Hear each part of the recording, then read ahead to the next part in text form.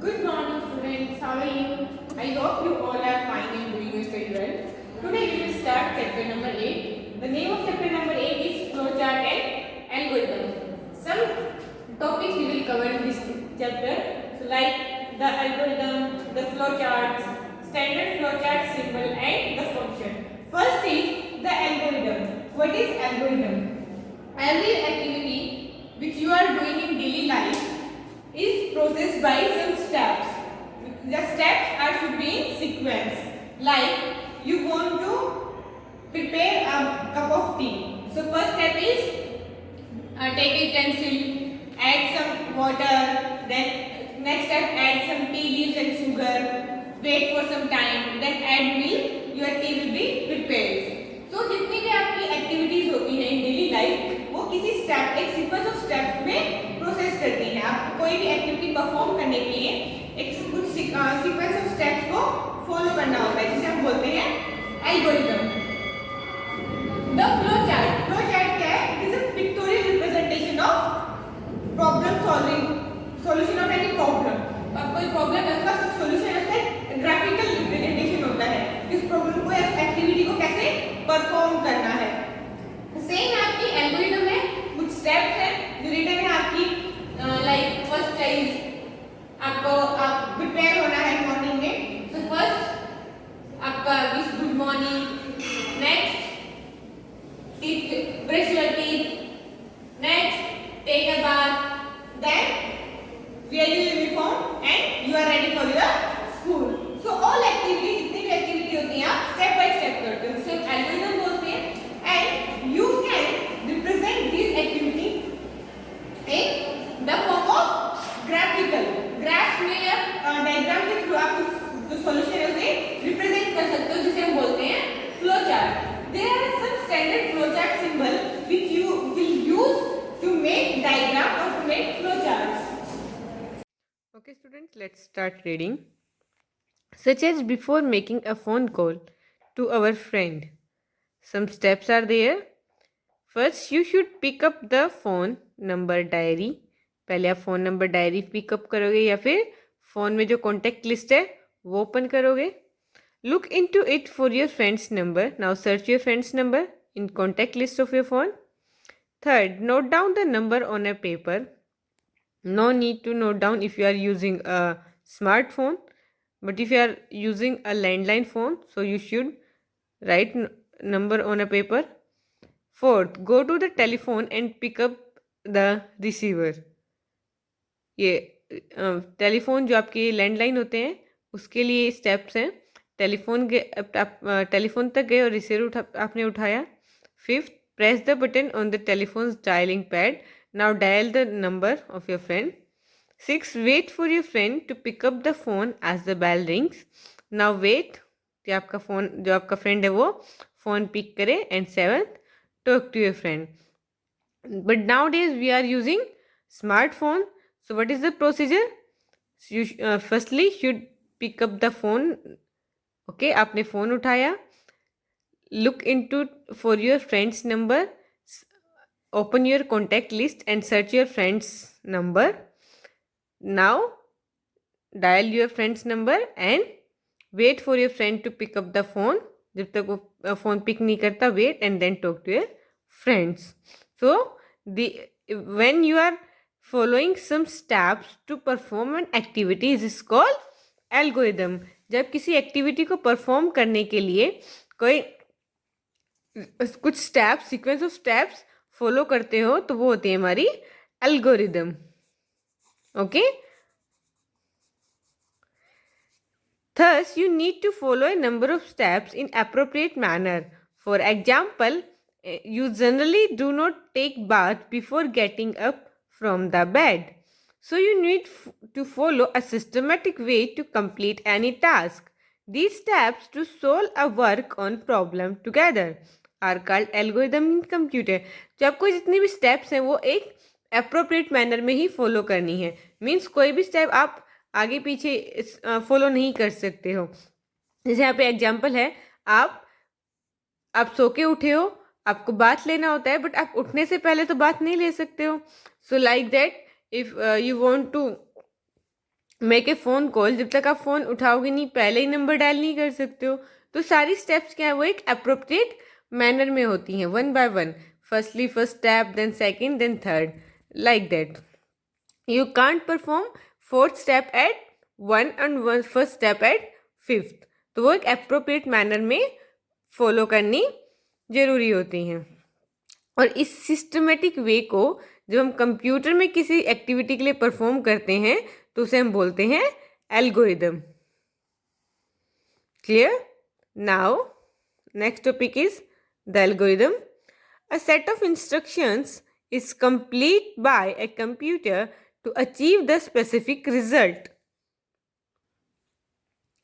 A computer program is formed of several set of instruction of algorithm. किसी एक set of instruction किस लिए use होती हैं, कोई भी वर्क करने के लिए, कोई भी एक्टिविटी परफॉर्म करने के लिए। और जो ये सेट ऑफ इंस्ट्रक्शन होती हैं कंप्यूटर में उन्हें हम बोलते हैं algorithms. Thus, an algorithm is a set of step-by-step instructions given in logical order to solve any logical or mathematical problem. तो एल्गोरिदम क्या है, कुछ सेट ऑफ इंस्ट्रक्शन है जो स्टेप बाय स्टेप फॉलो करनी होती हैं इन ए लॉजिकल ऑर्डर, मीन्स एक प्रॉपर ऑर्डर, कोई भी लॉजिकल और मैथमेटिकल प्रॉब्लम को सॉल्व करने के लिए। Algorithm is always written in simple language and precise manner so that everyone can understand the steps. और जो एल्गोरिदम रिटर्न होती हैं वो बहुत ही सिंपल लैंग्वेज में रिटर्न होती हैं और प्रिसाइज मैनर में, so everyone can understand properly every step, कोई भी उसे इजीली अंडरस्टैंड कर सकता है। A computer as you know works on your instruction. Computer कैसे वर्क करता है, आपकी इंस्ट्रक्शन के थ्रू।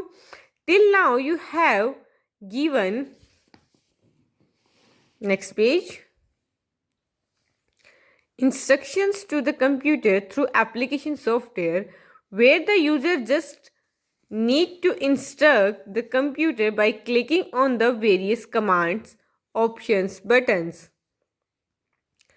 आपको कंप्यूटर को हमेशा इंस्ट्रक्शन देनी पड़ती है कोई भी टास्क परफॉर्म करने के लिए। जिस हम इंस्ट्रक्शन कैसे देते हैं, एप्लीकेशन सॉफ्टवेयर के थ्रू, ओके, जहाँ पे यूजर को नीड होती है इंस्ट्रक्ट करने की, कंप्यूटर को इंस्ट्रक्ट करने की, मीन्स ताकि वो वर्क कर सके। But when the user wants to tell the computer how to perform a particular task और how to solve a specific problem, the user must also precisely tell the computer all the steps that it should take on that problem. Thus the algorithm comes into frame. But computer को कोई भी instruction देने के लिए, किसी task को perform करने के लिए जो हम कंप्यूटर को इंस्ट्रक्शन देते हैं कोई प्रॉब्लम सॉल्व करने के लिए, तो उसे स्टेप बाय स्टेप इंस्ट्रक्शन देनी पड़ती है। पहले first instruction, then second, then third. तो वहीं से हमारा क्या आता है, एल्गोरिदम। वो जो स्टेप्स होती हैं जो हम इंस्ट्रक्शन देते हैं कंप्यूटर को कोई वर्क करने के लिए, कोई प्रॉब्लम सॉल्व करने के लिए, तो उन स्टेप्स को हम क्या बोलते हैं, algorithm. Next is writing algorithm. How you can write algorithm. The algorithm is written for the purpose to give instructions to the computer to solve particular problem. Algorithm किसके लिए लिखी जाती हैं, कोई कंप्यूटर को कोई इंस्ट्रक्शन देने के लिए, जब से कोई प्रॉब्लम या सॉल्व करनी है या कोई एक्टिविटी परफॉर्म करनी है। लाइक ये एग्जाम्पल दिया गया आपकी कि कैसे हम एल्गोरिदम राइट करते हैं। जैसे यहाँ पे क्या है, write down an algorithm to instruct the computer to add 2 numbers. 2 number को ऐड करना है तो उसके लिए क्या एल्गोरिदम है, फर्स्ट क्या है, इनपुट फर्स्ट नंबर, जो आपका फर्स्ट नंबर है, लाइक फर्स्ट नंबर इज 6, तो इनपुट द 6, मतलब enter the 6। Second, input the second number, और मैं सेकेंड नंबर जिसे हम प्लस करना चाहते हैं, तो like second number is 14। Find the sum of A and B, sum A plus B, तो 6 प्लस 14 क्या होगा, डिस्प्ले द सम, और सम क्या है इनका 20। ओके, तो ये क्या थी हमारे 2 नंबर को ऐड करने की स्टेप्स। पहले फर्स्ट नंबर एंटर किया, देन सेकंड नंबर, फिर उन्हें ऐड किया और रिजल्ट को डिस्प्ले कर दिया। Second example, write down an algorithm to compare two numbers. दो नंबर को compare करना है, whether it is greater which is smaller. So first step, input first number. First number हमने input किया like 8. Second step, input second number. We have input 5. Third step is A greater than B. हमने check किया क्या A is greater than B means 8 greater than 5. Fourth, if yes, display A is bigger. Yes, A is bigger, 8 is bigger. And if no, display B is bigger. But we had already result as 8 is bigger. In problem 1, step number 1 and 2 are input steps. Step number 3 is processing step. And step number 4 is output step. First दो क्या आपकी input steps हैं, आपने enter किए हैं दो number. Third क्या है, प्रोसेसिंग स्टेप, प्रोसेसिंग हो रही है, दोनों नंबर्स को ऐड किया जा रहा है. और लास्ट क्या है, आउटपुट. आपको आउटपुट में क्या मिल गया, result. In problem 2, step number 1 and 2 are input step, same. Step 3 is processing step and the fourth is where the computer is comparing A and B to find out the bigger number. The fourth and fifth step are the output step. यहाँ third क्या है, processing step, वो comparison हो रहा है. और fourth और fifth क्या है, output step. The flow charts. अब फ्लो चार्ट्स क्या है?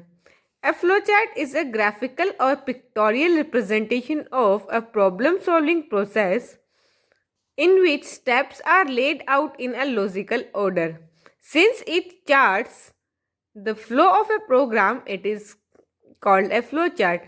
Flowchart क्या है? Graphical और pictorial representation of a problem-solving process. Means पहले हमने क्या किया?